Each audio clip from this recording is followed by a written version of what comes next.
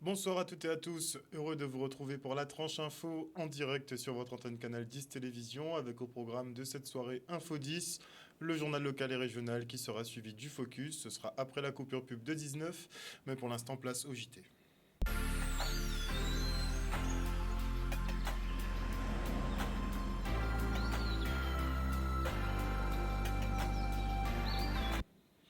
Nous sommes le jeudi 7 juillet 2022, pardonnez-moi, et on commence avec le point Covid, puisque entre le 27 juin dernier et le 3 juillet, on compte 3352 nouveaux cas contre 2506 la semaine précédente, soit 800 cas supplémentaires en moyenne. On compte quand même 5000 tests de plus réalisés sur la période, sans doute liés au trafic des grandes vacances qui est en train de reprendre. Donc forcément, les chiffres repartiront à la hausse, ça c'est sûr. Le taux d'incidence passe de 942 de 664 à 942. Le taux de positivité est fixé à 21,3%. On compte 3 personnes en réanimation, dont 2 de plus sur la période. Les décès sont en diminution avec une personne qui nous a quittés. Pas de quoi s'affoler donc. Le regain de contamination n'a pas d'incidence sur les hospitalisations, en tout cas en réanimation. Les autorités invitent tout de même à prendre des précautions comme le port du masque pour les personnes âgées.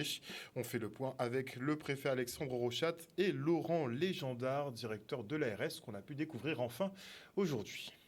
Conférence de presse portait sur deux sujets. D'abord, la circulation virale Covid en Guadeloupe, où on observe donc tous les indicateurs sont à la hausse, avec des taux d'incidence, des taux de positivité donc, qui remontent très rapidement, avec fort heureusement pas encore d'impact significatif hospitalier sur le plan de la réanimation, mais très clairement une augmentation de l'activité hospitalière en hospitalisation, donc médecine conventionnelle, avec actuellement donc 56 patients hospitalisés pour Covid.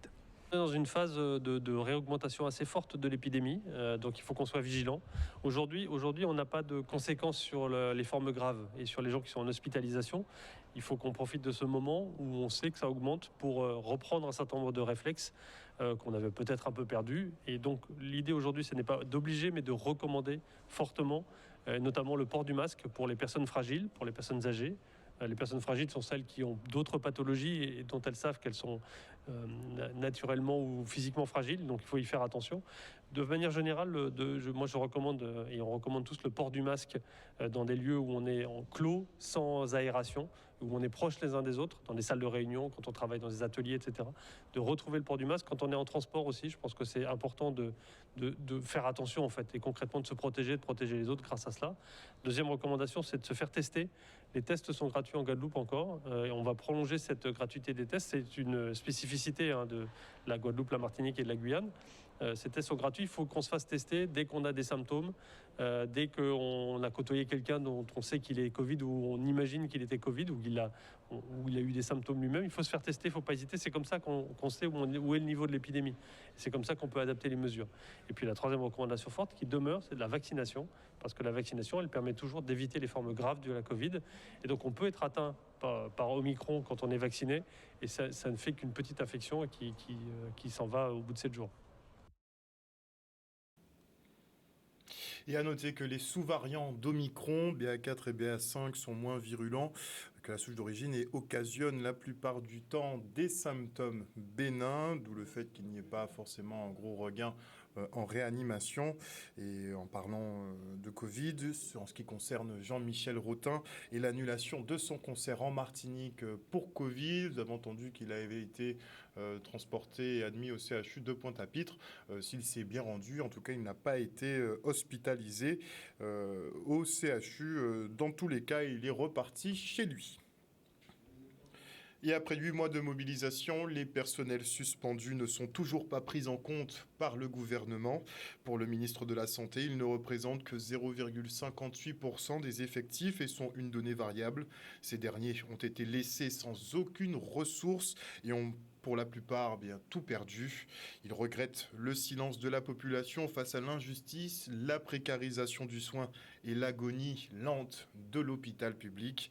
Ils souhaitent effectivement poursuivre dans tous les cas cette mobilisation, même si quelques hésitations se font sentir au vu des difficultés qu'ils traversent depuis bientôt une année. Le reportage. Suspendu sans salaire et tout. Et actuellement, j'ai le couteau sous la gorge. Sur le plan financier,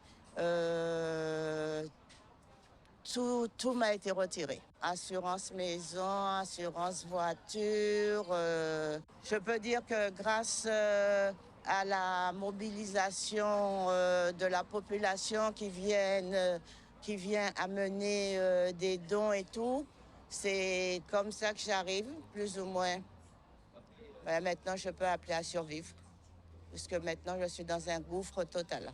Eh bien, moi, je pense de cette situation, je suis quelque peu étonnée, révoltée, dégoûtée.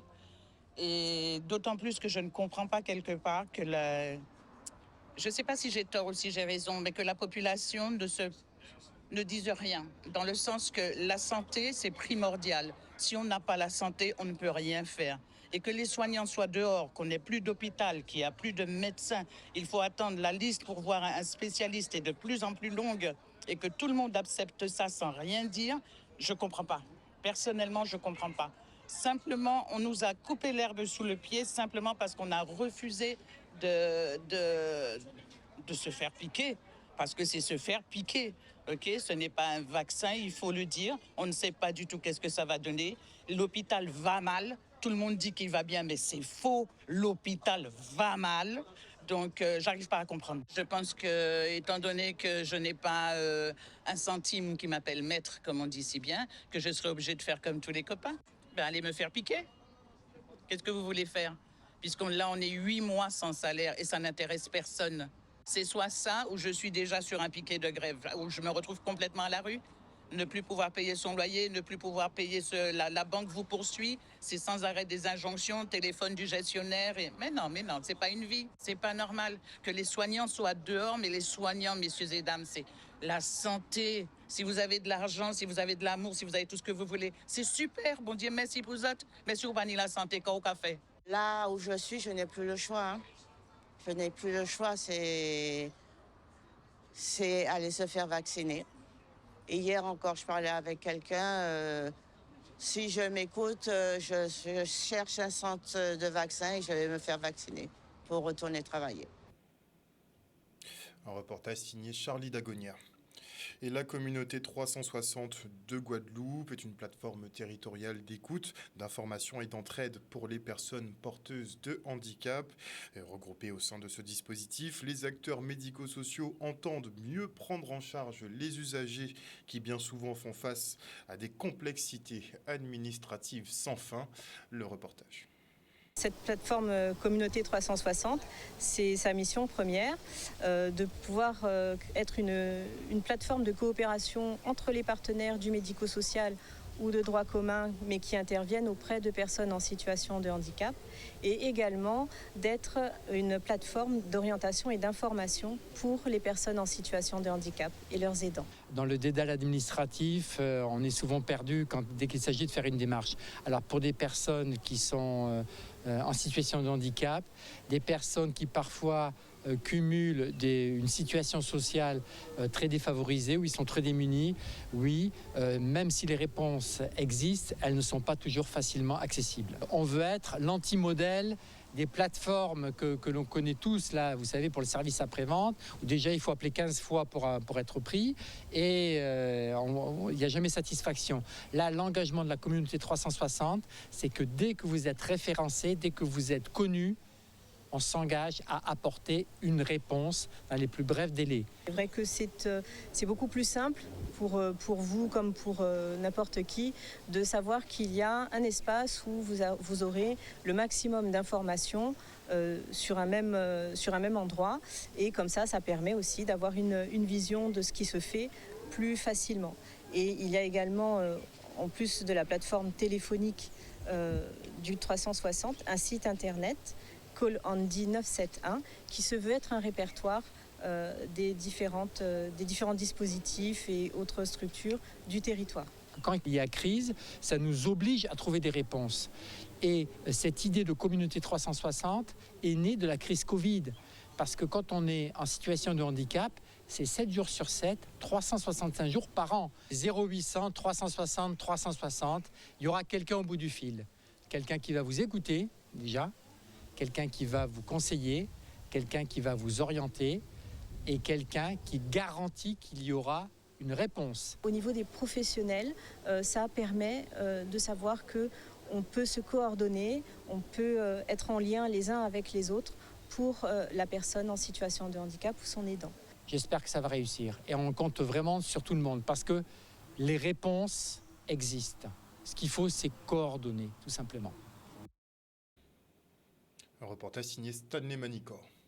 Et on parle économie en bref, puisque l'inflation qui est déjà très élevée à plus de 5% à l'heure où je vous parle et qui devrait encore augmenter à 6% d'ici septembre, eh bien, risque de ne pas flancher, de ne pas faiblir, n'est-ce pas? Les prix vont donc sévèrement augmenter à peu près dans tous les secteurs d'ici la fin de l'année. Et pour essayer de pallier à ça, le gouvernement envisage de dépenser près de 20 milliards d'euros pour protéger les ménages de cette flambée des prix à la consommation. Et pour ce qui est du carburant, la remise de 18 centimes va s'éteindre progressivement et laisser place à un dispositif en 2 niveaux. Une première aide de 200 € est prévue, par exemple, pour les célibataires qui gagnent moins de 1061 € brut mensuels ou un couple sans enfant qui touche moins de 2123 €. Après, vous avez un autre niveau d'aide, donc le niveau 2, qui sera de 100 € qui seront accordés aux personnes seules qui gagnent moins de 1592 € brut mensuels ou 3184 € pour un couple sans enfant. Vous avez compris que ces petites remises sur les carburants sont soumis à critères sociaux. Par ailleurs, le gouvernement annonce donc une hausse des retraites de 4%. Les bourses étudiantes devraient être aussi revalorisées de 4% d'ici la prochaine rentrée universitaire. L'exécutif parle aussi de revaloriser de 3,5% la rémunération des 5,7 millions d'agents publics. Le bouclier tarifaire sur le prix du gaz et de l'électricité sera maintenu jusqu'à la fin de l'année 2022, là où ça va être très compliqué puisque la période hivernale va arriver, donc les consommations de gaz vont augmenter et les prix vont partir à l'envolée, ça c'est sûr. Ensuite, vous aurez droit pour certains à une aide alimentaire de 100 € qui sera accordée à 8 millions de foyers en difficulté.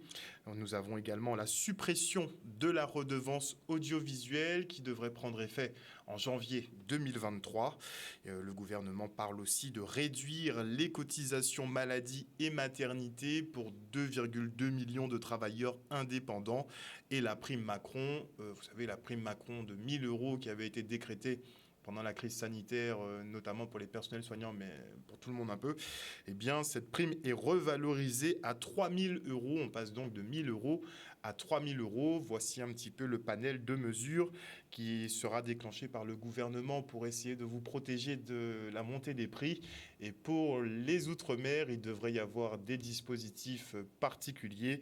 Notez que le député Max Mathiazin a interpellé aujourd'hui à la commission des finances sur effectivement la formation des prix ici en Guadeloupe et sur l'opacité de la formation de ces prix, du fait que l'observatoire qui a été créé il y a 10 ans ne fonctionne pas et n'a pas les effectifs nécessaires pour fonctionner.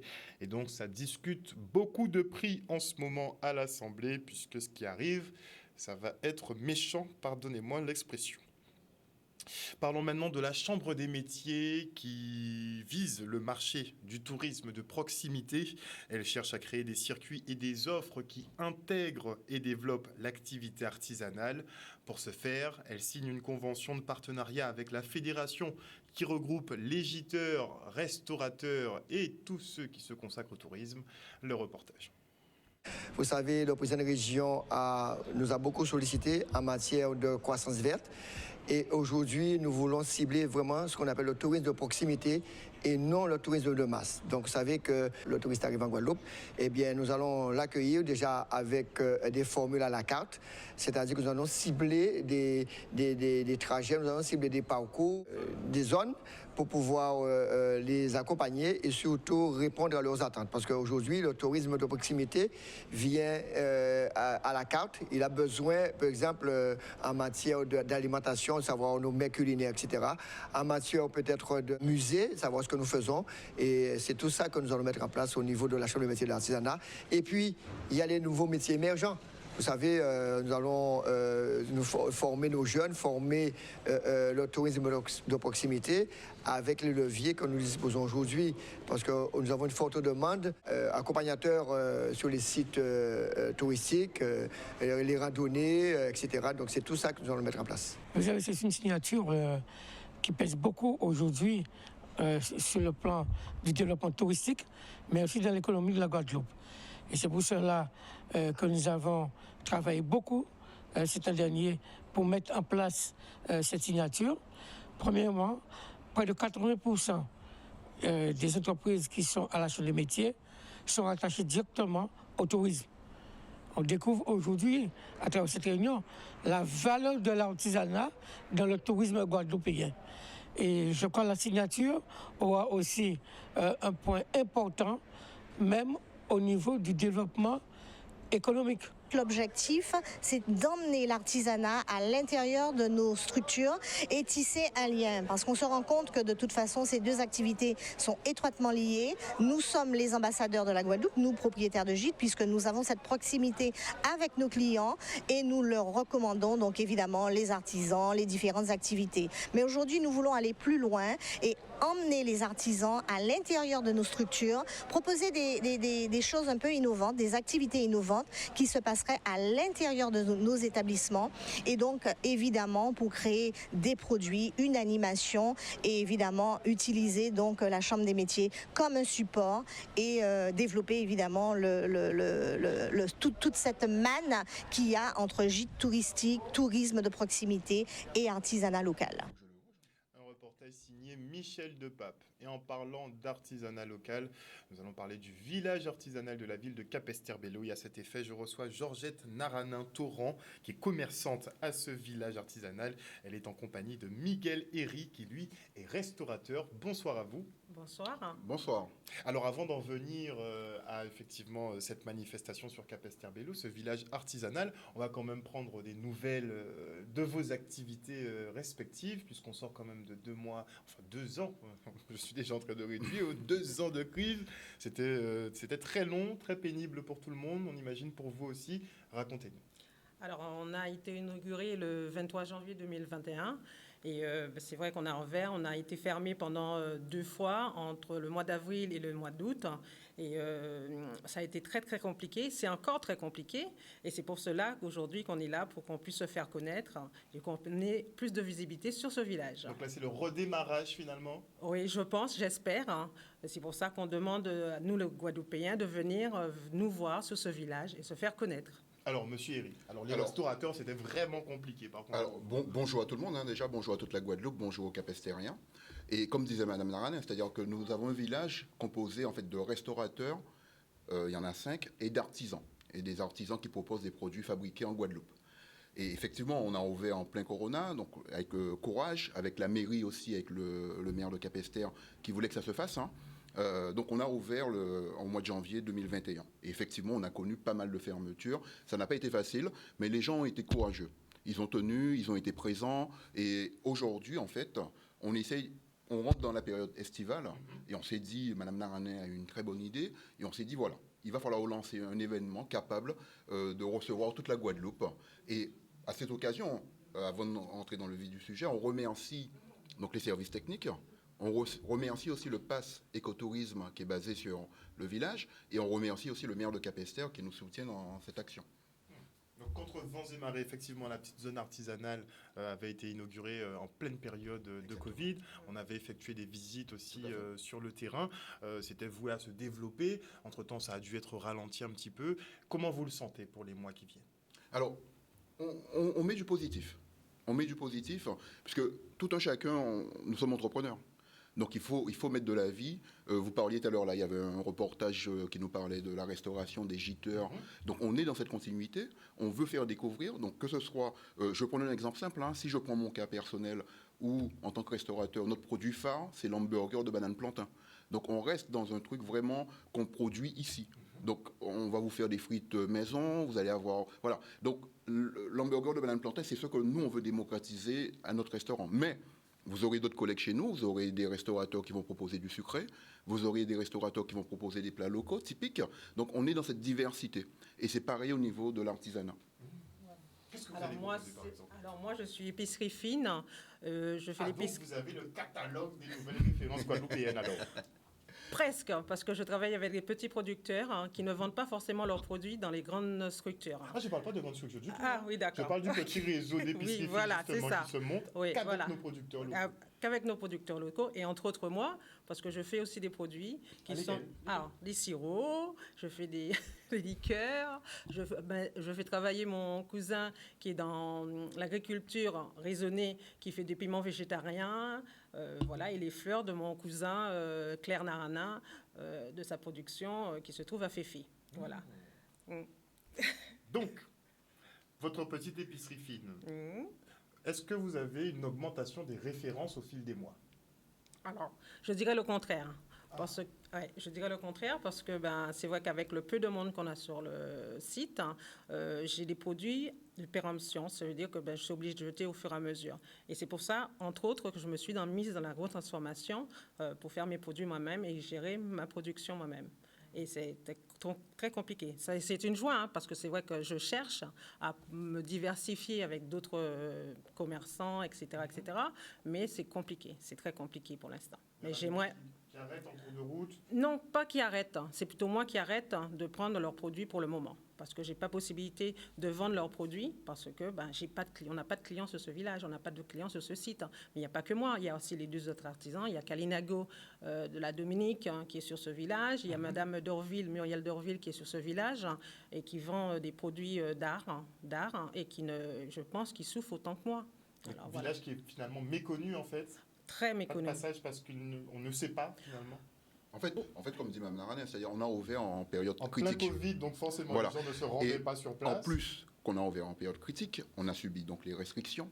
Donc à un moment, on était ouvert certes, mais on ne pouvait pas accueillir le client en tant que restaurateur. Ensuite, on a été fermé à 2 voire 3 reprises pour la restauration. Donc ça a été difficile. Donc le client qui est en face aussi perd ses repères. Bien sûr. Ils sont ouverts, ils sont fermés, c'est comment? Donc aujourd'hui, se dire, voilà, nous sommes en 2022, je pense qu'il faut repartir. Et donc le village que Mme Narane a mis en place, là, c'est pour ça. C'est-à-dire nous donner un écho de communication sur le pays et dire aux gens, voilà, nous sommes là, venez, c'est un site qui est magnifique en bord de mer. Hein. Vous avez vu sur Marie-Galante, vu sur les Saintes, vu sur la Dominique, vu sur la Désirade. Vous avez un site magnifique. Et donc, nous, ce qu'on veut aujourd'hui, c'est accueillir, dire aux gens, venez. Quand vous passez à Capesterre, faites un détour sur le boulevard maritime et vous nous verrez. Et vous allez découvrir de belles choses. Donc, comment va se passer le village? Alors, ce marché, je remercie déjà M. Patrice Ruff, parce que sans lui, ce marché n'aurait pas lieu, ainsi que Mme Piré-Christelle. Alors, on a un programme, ce programme qui va débuter samedi à partir de 7h. Après, on a une prestation de travaux de l'artiste M. Dolan. D'accord, on a une conférence débat de la banane avec Jean-Michel Emmanuel, d'accord, qui va durer 1 heure. Et après, on a un défilé de mode de Mumu Confection. Après, on a des danseurs de quadrille de Les Immortels et les îlets de Carbet de Capesterre, bien sûr. Et après, on a la présentation de M. Fordan de ses livres. Et on a une tombola qui est plein de cadeaux qui attendent nos visiteurs pour ce marché. Alors, le point très important, on va manger quoi? Alors, c'est très important. Je vais reprendre un peu ce que a dit Mme Narane, qui est très important. C'est-à-dire que Capesterre est une ville agricole. Et donc, le thème, et on va le présenter, la banane. La banane. Mais quand on dit banane, il n'y a pas que banane. Sachez, je le dis à toute la Guadeloupe ce soir avec vous, Monsieur Luce, c'est-à-dire les producteurs de bananes produisent énormément d'autres choses. Ils font de la banane plantain, ils font de la pastèque, ils font de la tomate, ils font de la diversification et ils produisent pour la production locale. Et la banane, lorsqu'on nous dit ouais, la banane c'est pour voyer un balade, non, parce que nous avons mangé. Donc on le mange en poya, enfoui et ensuite on l'envoie. Donc c'est de la valeur ajoutée pour notre pays. Donc tout ce qui est exporté est de la valeur ajoutée pour notre pays. Et tous les bananiers participent à cette valeur ajoutée et produisent pour le pays. Et donc, dans ce programme, en fait, et on va montrer le déroulé, en fait, de notre profession aussi. C'est-à-dire qu'on est sorti d'une profession, et attention, il y a eu des choses difficiles avec la chlordécone et tout. Et on est arrivé à une profession très agroécologique, et où nous sommes la filière aujourd'hui utilisant le moins de pesticides. Donc ça, on veut le faire découvrir aux gens. D'accord. On veut faire découvrir aux gens ce côté de Capesterre, puisque c'est une commune dynamique. Hein. On a un maire aujourd'hui, un jeune maire qui est dynamique, et on a des choses à proposer. Et effectivement, qu'est-ce qu'on va manger? On va manger donc. Il y aura des burgers de banane plantain. Burgers de banane plantain. Vous aurez trouvé migan fouille à Poya. Vous aurez trouvé Poya et tripes. Vous aurez chez les restaurateurs sorbet à base de banane. Donc on aura énormément de choses qui va tourner autour de la banane et pour toute la journée. Et il n'y aura pas que ça. Le côté culturel. La quadrille. Donc le village, en fait, c'est pour vous faire revivre, vous en parliez tout à l'heure là, avec l'association de M. Ramassami, faire revivre ce côté, notre folklore à nous, ce que nous sommes et que nous allons présenter aux gens. Très bien. Alors on va donner la date, et le lieu et l'heure du rendez-vous pour les téléspectateurs. Alors ça sera samedi 9 juillet et de 7h à 15h. Alors c'est le boulevard maritime. Alors ça se trouve derrière la mairie. C'est pas très compliqué. Il y a un gros enrochement là. Voilà, c'est joli, ça, hein. c'est très bien. Non, c'est magnifique. Oui, c'est magnifique. Et voilà, on vous attend très très très nombreux et on espère que vous ne serez pas déçus. Donc voilà. De 7h à 15h, le rendez-vous est donné ce samedi 9 juillet sur le boulevard maritime de la ville de Capesterre-Belle-Eau pour ce village artisanal où vous pourrez retrouver des productions locales. La thématique, ce sera autour de la banane, mais vous pourrez découvrir aussi les producteurs, ces agriculteurs qui nous nourrissent, qui font de plus en plus d'efforts justement pour éviter pesticides et consorts. Franchement, c'est à saluer puisque vous pourriez choisir la facilité, opter pour la facilité, c'est pas le cas. Donc rendez-vous ce samedi sur le boulevard maritime de Capesterre pour voir nos producteurs. C'est très important. Merci en tout cas. On vous remercie, Monsieur Luce. On remercie toute la Guadeloupe et on vous attend avec grand cœur. Ouais. Merci encore. À très bientôt. Et dans le cadre du projet Erasmus+, l'école Albertine Mignard de Petit-Bourg est connectée à la Roumanie, à Madère et la Bretagne. L'occasion de créer des partenariats et organiser des échanges scolaires, comme c'était le cas ces derniers mois, sauf pour un petit séjour qui a été annulé à cause de la guerre en Ukraine. Mais non seulement les petits Guadeloupéens ont reçu des délégations venues d'ailleurs, mais ils ont pu aussi donc découvrir plusieurs autres cultures. Le reportage.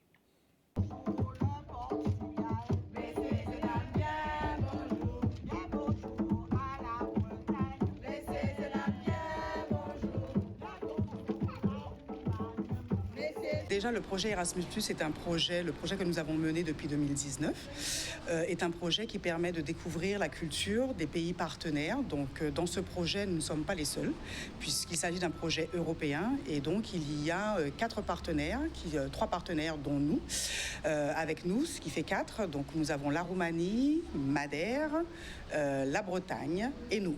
Alors ce projet Share avait pour but de partager les traditions et le patrimoine des différents pays qui font partie de l'Europe. Donc nous avons échangé autour des recettes, autour des légendes, des danses, des chansons. Les enfants ont participé, ont préparé des activités et nous avons pu échanger au cours de ces 3 années sur ce qui fait les différences et la force de l'unité de l'Europe. Cette journée est importante pour nous. C'est la 2e fois que la ville de Petit-Bourg est partenaire de cet échange Erasmus. Ça inscrit la ville, le territoire de Petit-Bourg sur la carte européenne. C'est l'occasion pour nos jeunes et pour nos plus petits en fait, de découvrir de nouvelles langues, de nouvelles cultures, d'échanger justement avec ces personnes venues d'ailleurs. Nous sommes un territoire caribéen, mais nous sommes aussi un territoire européen.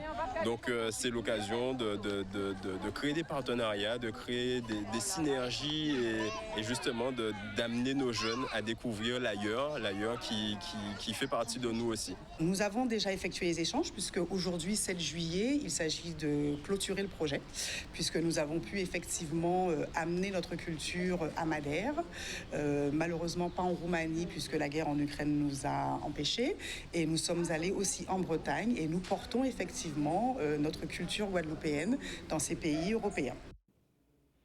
Et les animations vacances ont débuté sur le territoire. À Sainte-Anne, c'était Zumba hier soir sur la plage. Une activité qui vient compléter le Gymka qui se tiendra également chaque semaine. De quoi vous faire vous dépenser un petit peu en famille dans un beau cadre, et vous avez de quoi prendre un bain juste après la séance. C'est parfait. Le reportage. Allez, on va taper sur le côté, on y va. Allez, on inspire en dessous. Dans le cadre de l'animation Juillet à Sainte-Anne 2022, c'est vrai que depuis, je dirais, début de juillet, il y a une série de manifestations, comme d'habitude, sur le territoire de la ville de Sainte-Anne. Je compte que ce soir, effectivement, il y a un grand succès de ce premier Zumba, qui, chaque année d'ailleurs, que nous organisons ce Zumba. Et là, il faut constater que nous avons une population qui participe. Et c'est ce que nous souhaitons dans le cadre de l'animation de Juillet à Sainte-Anne. La ville de Sainte-Anne va accueillir la population, je ne dirais pas que de Sainte-Anne, mais de toute la Guadeloupe, pendant des sessions de Zumba de 18h30 à 19h30. Voilà, le but étant de pouvoir se dépenser en fonction de ses moyens, de vraiment pouvoir, on va dire, éliminer les toxines, passer un bon moment, s'éclater. En plus, il y a la plage juste à côté, le cadre est magnifique. De cette manière, toutes les conditions sont réunies pour passer de belles vacances ensoleillées, voilà, et pleines de vie. Tout y est parfait, le cadre est agréable et tout, et dans la bonne humeur, dans l'ambiance, dans la danse, parce qu'il faut bouger. Voilà, il ne faut pas stresser dans ce monde oppressé, on dira. Voilà, donc c'est pour ça qu'on a répondu présent à son appel. C'est la première manifestation sportive d'envergure, parce qu'on a toujours ce souci de faire du sport pour tous. Et c'est vrai que la Zumba, c'est une nouveauté cette année.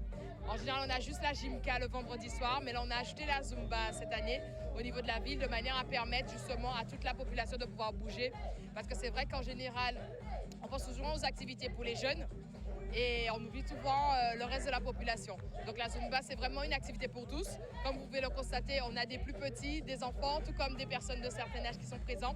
Et c'est vraiment ça le plus important pour nous, parce qu'on rappelle quand même qu'au niveau de la Guadeloupe, on a un Guadeloupéen sur 3 qui a soit du cholestérol, soit de l'hypertension, soit du diabète. Donc permettre à toute la population de bouger, c'est vraiment un objectif en soi, un objectif de santé publique. C'est ouvert à tout public, donc que ce soit enfants, adultes ou plus, ou comme je dis, les jeunes de 60 ans et plus. Après, l'essentiel, c'est d'aller à son rythme. Donc moi, évidemment, en tant que coach, je dois me donner un maximum, au moins à 200%, pour que les autres puissent se donner au moins à 50-60%. Donc le but, c'est vraiment que chaque personne puisse aller à son niveau et passer un bon moment aujourd'hui et les autres jours. Voilà, chers téléspectateurs, nous sommes arrivés au terme de ce journal. N'oubliez pas que sur Canal 10, vous faites l'information que nous diffusons. Le journal local revient demain à 18h30. Ce sera ma dernière pour la saison. D'ici là, passez une bonne soirée à l'écoute de Canal 10 Télévision. Bisous, bisous tout le monde.